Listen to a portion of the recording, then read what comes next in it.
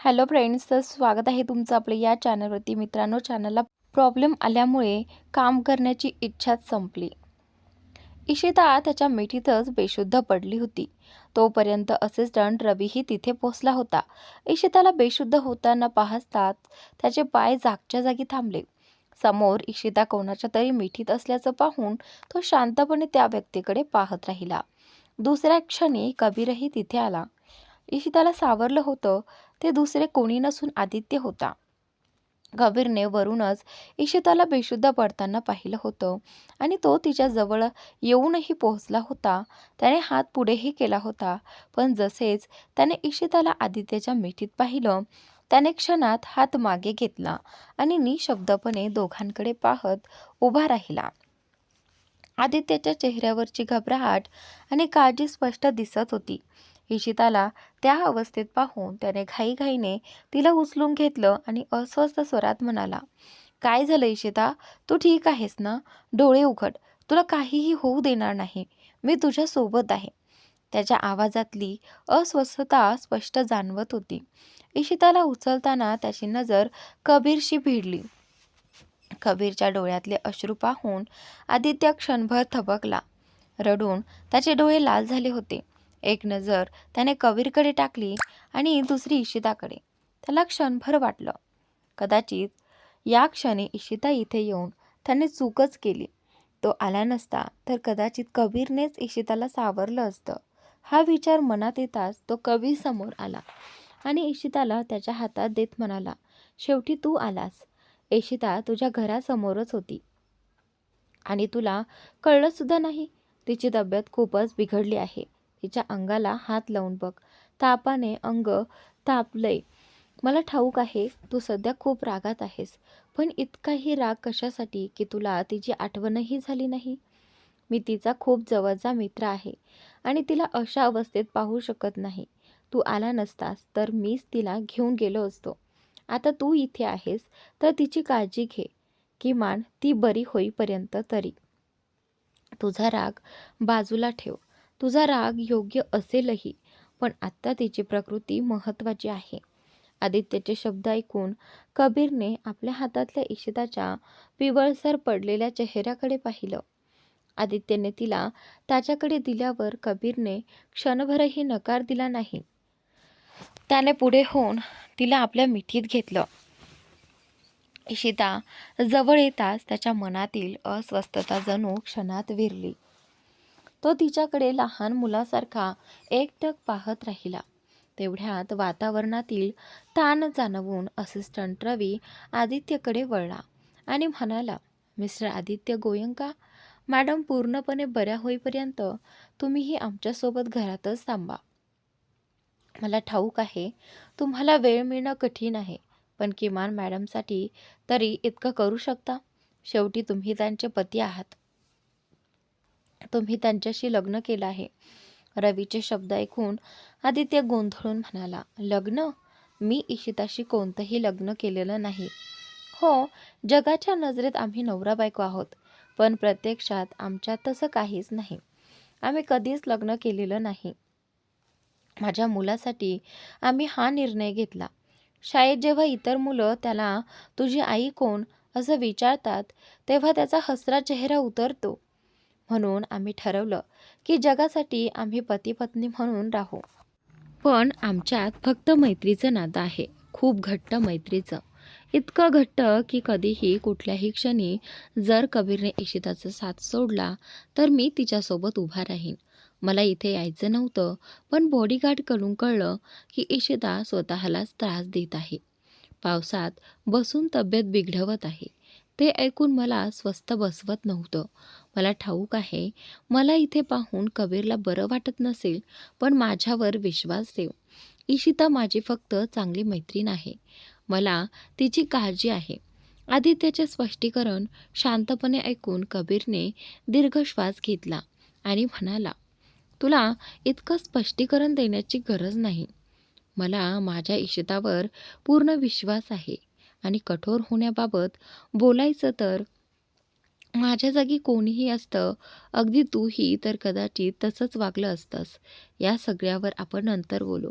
आधी इशिताचा तपास करून घेणं गरजेचं आहे, असं म्हणत कबीर इशिताला उचलून घरात घेऊन गेला. रवीने तत्काळ डॉक्टरांना फोन लावला. बॉडीगार्ड्सही आपल्या आपल्या जागी जाऊन उभे राहिले. आदित्यने आपल्या आईला फोन करून उशिरा येणार असल्याचं कळवलं आणि तोही घरात गेला. कबीर इशिताला आपल्या खोलीत घेऊन आला. तिला अलगद पलंगावर झोपून त्याने तिच्या पायांकडे पाहिलं. थंडीमुळे तिचे पाय आकसून गेले होते. तो खाली बसला, तिचे पाय आपल्या हातात घेतले आणि अलगद चोळू लागला. जणू आपल्या हातांची ऊब तिच्यापर्यंत पोहोचवत होता. इशिता थंडीने थरथरत होती. कबीरने लगेच एसी बंद करून हीटर सुरू केला आणि पुन्हा पुन्हा तिच्या चेहऱ्याकडे काळजीने पाहू लागला. तोपर्यंत असिस्टंट रवी आणि आदित्यही खोलीत पोहोचले होते. ते तिथे पोहोचले होते.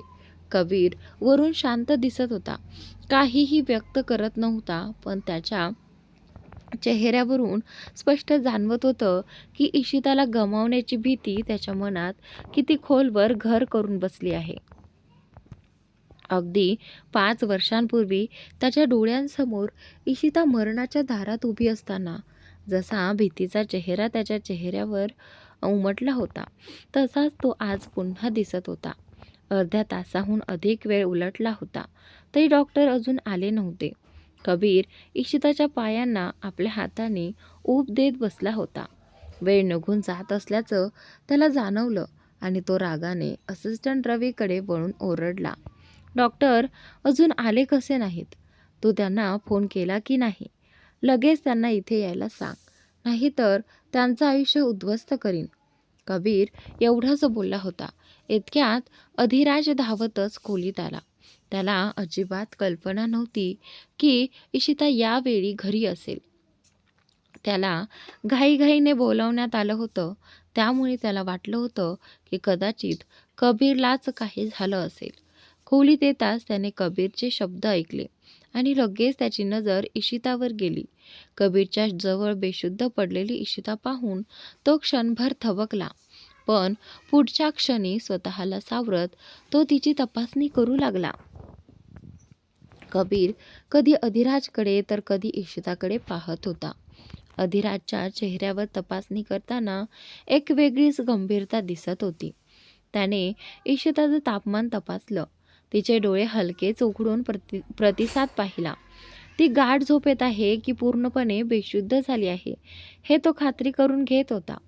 काही मिनिटांच्या तपासणीनंतर त्याने एक इंजेक्शन काढून इशिताला दिलं आणि कबीरकडे पाहत म्हणाला, बहुतेक ती खूप थंडी लागल्यामुळे बेशुद्ध पडली आहे, पण तिच्या शरीराला जितकी थंडी बसली आहे त्यानुसार जर शरीराचं तापमान लवकर स्थिर झालं नाही तर गंभीर आजार होऊ शकतो.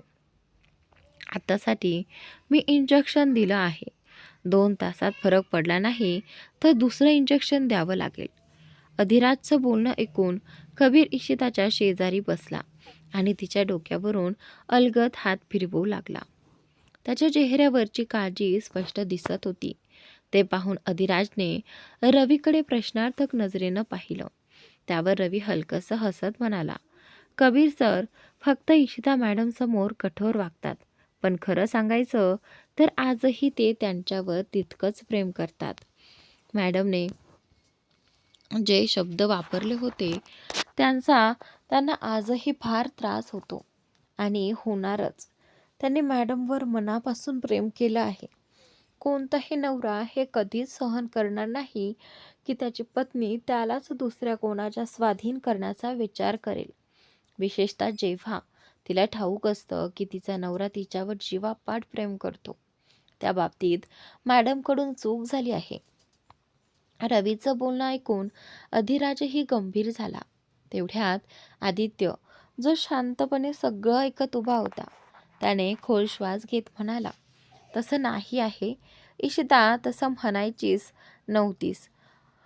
मला जेव्हा तिच्या आजाराबद्दल कळलं तेव्हा माझी इच्छा होती की ती स्वतः मला सगळं सांगेल. ती इतक्या मोठ्या आजारासोबत एकटी का झुंजते आहे हे मला समजून घ्यायचं होतं, पण तिने कधीच सांगितलं नाही. तिला जेव्हा कळलं की ती कधीच आई होऊ शकत नाही, तेव्हा तिने ही गोष्ट स्वतःच्या मनातच दडवून ठेवली. विचार करा, तो क्षण तिच्यासाठी किती वेदनादायक असेल. एका स्त्रीला जेव्हा समजतं की ती आयुष्यात कधीच आई होऊ शकणार नाही, तेव्हा तिच्या मनावर काय बीतत असेल. अशा वेळी तिला कोणाच्या आधाराची गरज असते, ज्यावर ती मनापासून प्रेम करते. पण तिने ते दुःख एकटीने सहन केलं. मला अजूनही कळत नाही तिने स्वतःला कसं सावरलं असेल. 2 महिन्यांच्या बिझनेस ट्रिपनंतर मी घरी परतलो. तेव्हा मला खोलीत तिची मेडिकल रिपोर्ट सापडली. इशिता घरी नव्हती. ती आयुषला घेऊन बाहेर गेली होती. सुरुवातीला मी ती रिपोर्ट दुर्लक्षित केली, पण शेवटी स्वतःला आवरू शकलो नाही. रिपोर्ट वाचताच माझ्या पायाखालची जमीन सरकली. त्या क्षणी माझ्या मनात एकच विचार आला, ज्या दिवशी इशिताला हे समजलं असेल त्यावेळी तिची काय अवस्था झाली असेल. मला तेव्हा इतकंच माहिती होतं की ती तिच्या भूतकाळातून बाहेर पडायचा प्रयत्न करते आहे. ती तसं म्हणायची, पण मनाने पुढे जाऊ शकत नव्हती. रोज ती उशाखाली ठेवलेला एक फोटो पाहत असे. मी तो फोटो पाहण्याचा पूर्ण प्रयत्न केला होता, पण लगेच पाय मागे घेतले, कारण जर तिने स्वतःहून मला सांगितलं नव्हतं तर मला जाणून घेण्याचा अधिकार नव्हता. मला एवढं मात्र नक्की जाणवत होतं की ती ज्या व्यक्तीवर प्रेम करते त्याचाच विचार ती रोज करत असते. ती आई होऊ शकत नाही हे मला आधीपासून माहिती होतं, पण तिला माहीत नव्हतं की मला हे सगळं ठाऊक आहे. मी ती गोष्ट माझ्यापुरतीच ठेवली. पण जेव्हा कबीर आणि इशिताचा पुन्हा सामना झाला आणि मला समजलं की ज्या व्यक्तीवरती इतकं प्रेम करते तो दुसरा कोणी नसून कबीर खन्ना आहे, तेव्हा मी तिला थेट विचारलं, तू कबीरपासून दूर राहतेस कारण तू आई होऊ शकत नाहीस म्हणून का? माझ्या त्या प्रश्नाने तिला जाणवलं की ती चुकीचा निर्णय घेत आहे. तरीही ती आपल्या मनाचं ऐकत नव्हती. तिच्या डोक्यात काय चाललं होतं ते ती कोणालाच सांगत नव्हती. मी तिला कोणीतरी वेळा सांगितलं, एकदा तरी कबीरला सगळं खरं खरं सांगून पहा. हे बोलून आदित्य कबीरकडे पाहू लागला. कबीर शांतपणे इशिताच्या डोक्यावरून हात फिरवत होता आणि आदित्यच्या प्रत्येक शब्दाकडे लक्ष देत होता. अधिराज आणि असिस्टंट अजूनही बेडवर बसून सगळं ऐकत होते. आदित्यला समजलं होतं की गेल्या 5 वर्षात नेमकं काय घडलं हे सगळ्यांना जाणून घ्यायचं आहे. तो हलकसं हसला. खिडकीजवळ जाऊन बाहेर पाहत बोलू लागला. 5 वर्षांपूर्वी 18 नोव्हेंबरला मी आयुषला घेऊन रुग्णालयात पोहोचलो होतो. त्याची तब्येत खूपच गंभीर होती. त्याला प्रचंड ताप होता, इतका की डॉक्टरांनी स्पष्ट सांगितलं होतं बाळ वाचणं कठीण आहे. माझ्या जगण्याचा एकमेव आधार माझा मुलगा होता. पत्नीच्या निधनानंतर मी फक्त त्याच्यासाठी जगत होतो, नाहीतर मी कधीही स्वतःचं आयुष्य संपवलं असतं. कारण माझ्या आयुष्यात जर कुणावर सर्वाधिक प्रेम असेल तर ते माझ्या पत्नीवरच आहे. आयुषला ICUमध्ये दाखल केलं जात असतानाच इशितालाही तिथे आणलं गेलं. तिची अवस्था तर मी सुरुवातीलाच पाहिली होती. डोकं, हात, पाय सगळीकडून रक्तस्राव होत होता. जणू तिच्या शरीरातील सगळं रक्त वाहून गेलं होतं. तिच्या चेहऱ्यावर ऑक्सिजन मास्क होता. डॉक्टर तिला ICUकडे नेतानाही उपचार करत होत्या. तिची परिस्थिती अतिशय नाजूक होती. तिला तिथे आणणारा दुसरा कोणी नसून माझाच बॉडीगार्ड होता. मी त्याला तिथे पाहिलं तेव्हा मला खूप आश्चर्य वाटलं. मी सरळ विचारलं, तू इथे काय करत होतास? त्याने सांगितलं की तो आपल्या पत्नीबरोबर मार्केटमध्ये गेला होता. तेव्हा हा मोठा अपघात झाला आणि त्याने काही लोकांचे जीव वाचवले. आणि इथे एक गोष्ट स्पष्ट आहे, या सगळ्यात इशिताची कुठेही चूक नव्हती. तिला शुद्ध आली तेव्हा तिच्या ओठांवर सर्वात आधी तुझंच नाव होतं, कबीर. डोळे उघडताच तिने तुझं नाव घेतलं. मात्र मला कल्पनाच नव्हती की तो कबीर तू असशील, म्हणून मी त्याकडे फारसं लक्ष दिलं नाही. पण ती पूर्णपणे शुद्धीवर आल्यावर तिच्या मनातली चीड स्पष्ट दिसू लागली. मी तुझं नाव घेतलं तेव्हा ती रागाने माझ्याकडे पाहू लागली. डॉक्टरांनी तिची प्रकृती अजूक नाजूक असल्याचं सांगितल्यामुळे मी जास्त चौकशी केली नाही. काही दिवसांनी डॉक्टरांनी सांगितलं की आयुषची तब्येत सुधारते आहे. तेव्हा मी त्याला इशिताकडे घेऊन गेलो, कारण मला वाटत होतं माझा मुलगा इशितामुळेच वाचला आहे. मग मी तिला माझ्या आयुष्यातील सगळ्या अडचणी, सगळा भूतकाळ सांगितला. त्यानंतर ती मला मदत करण्यास तयार झाली. मला फक्त अशा व्यक्तीची गरज होती जी माझ्या मुलाची काळजी घेईल. मी दुसरं लग्न करू शकलो असतो, पण मला माझ्या पत्नीची जागा कुणालाही द्यायची नव्हती. माझ्या मनात तिची जागा कायमची आहे. म्हणून मी आणि इशिताने सुरुवातीलाच ठरवलं, जगाच्या नजरेत आम्ही पती पत्नी असू, पण घरात मात्र चांगले मित्र म्हणून राहू. ही गोष्ट माझ्या मुलालाही माहिती आहे. तो 3 वर्षांचा होईपर्यंत आम्ही त्याला काही सांगितलं नव्हतं. पण तो समजूतदार झाल्यावर मी त्याला सगळी सत्य परिस्थिती सांगितली. इशिता माझी खरी पत्नी नाही. ती त्याची दत्तक आई आहे, जी त्याचं संगोपन करत आहे. मला वाटलं होतं तो रागावेल, पण तो खूप समजूतदार निघाला. इशितानेच त्याला इतकं शहाणं बनवलं होतं, हे पाहून मला खूप समाधान मिळालं. म्हणून मला वाटत होतं, जर इशिता आयुष्यभर माझ्यासोबत अशीच राहिली तर मला काहीच अडचण नाही. हळूहळू मला जाणवू लागलं की इशिता कोणता तरी व्यक्तीचा प्रचंड तिरस्कार करते, ज्याने तिचं आयुष्य उद्ध्वस्त केलं होतं.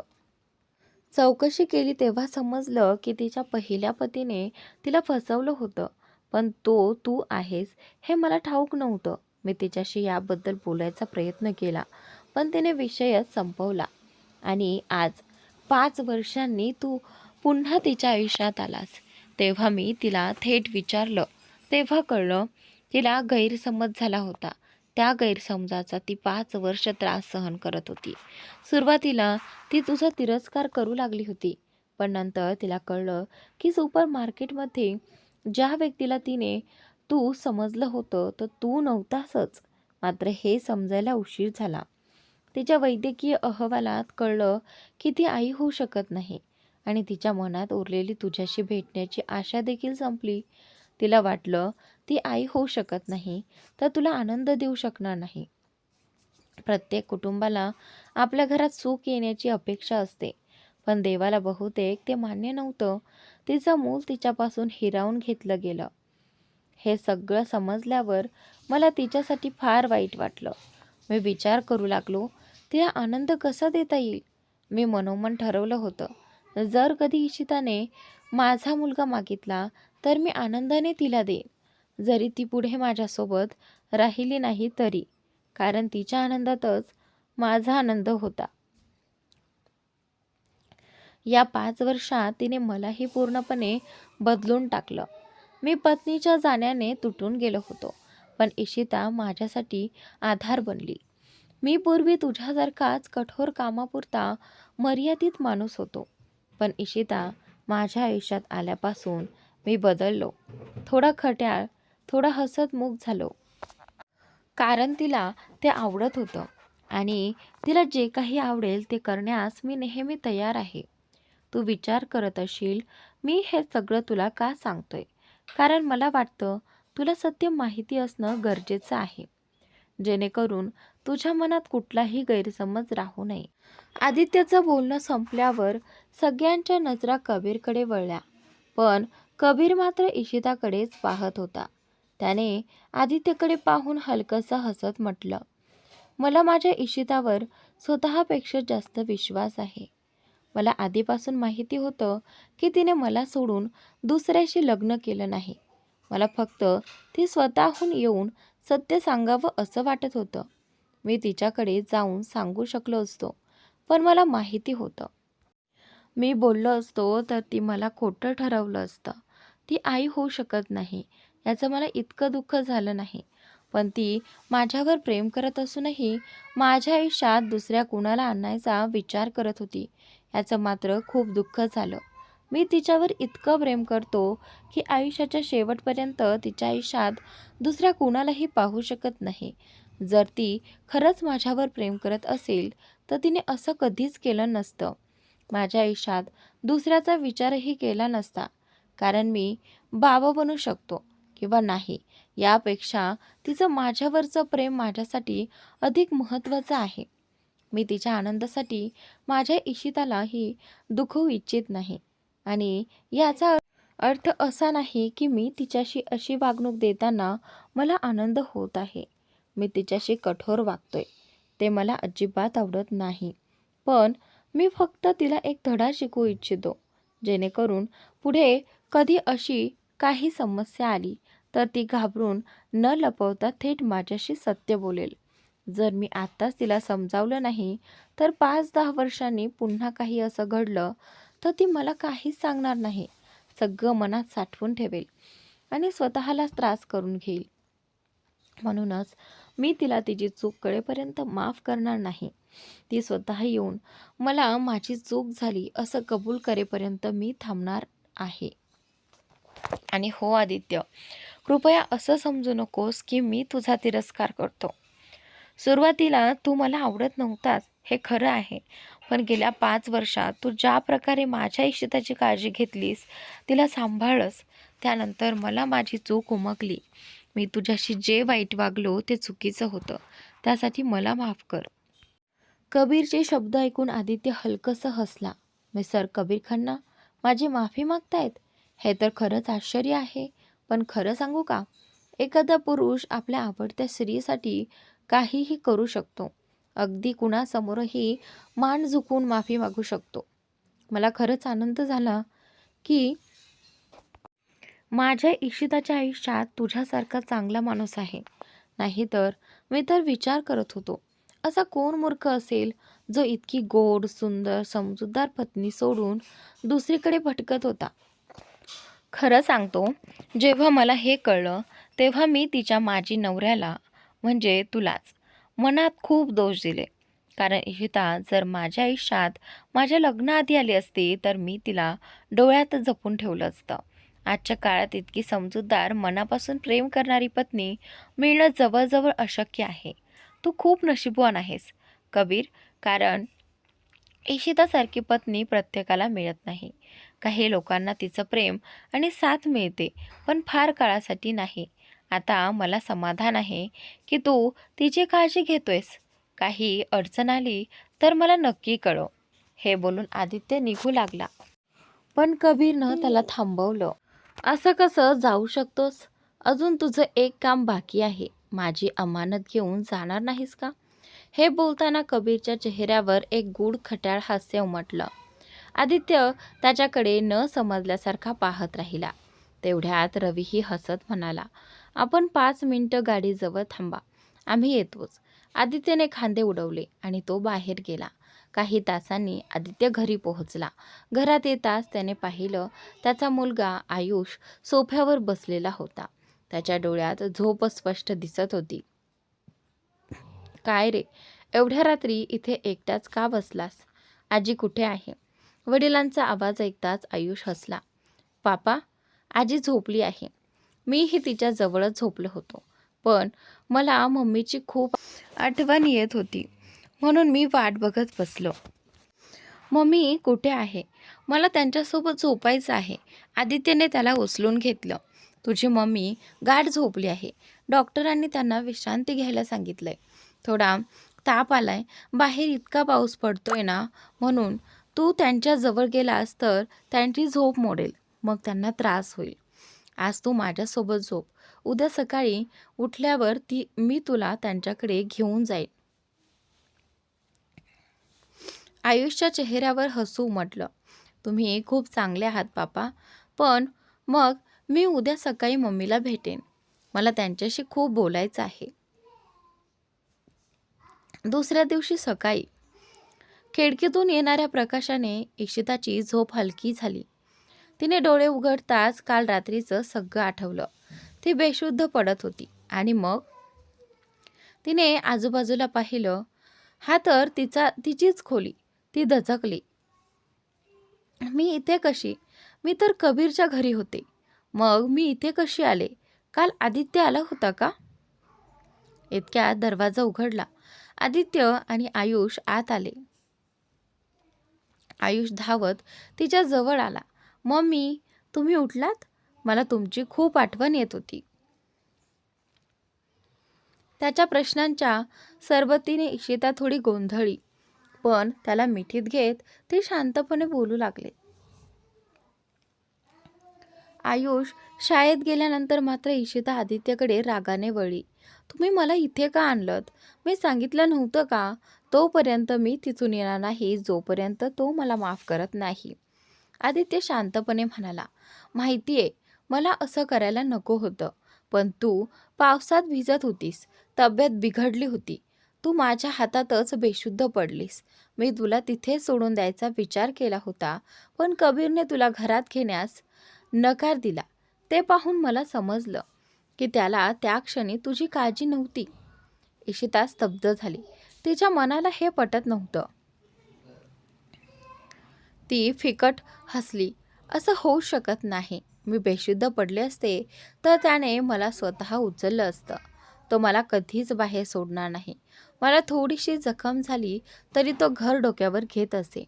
आणि तुम्ही म्हणता माझ्या बेशुद्ध पडण्याने त्याला काही फरक पडला नाही. इशिताच्या डोळ्यात वेदना आणि अविश्वास दोन्ही स्पष्ट दिसत होतं. तर मित्रांनो, आजचा भाग इथेच संपतोय.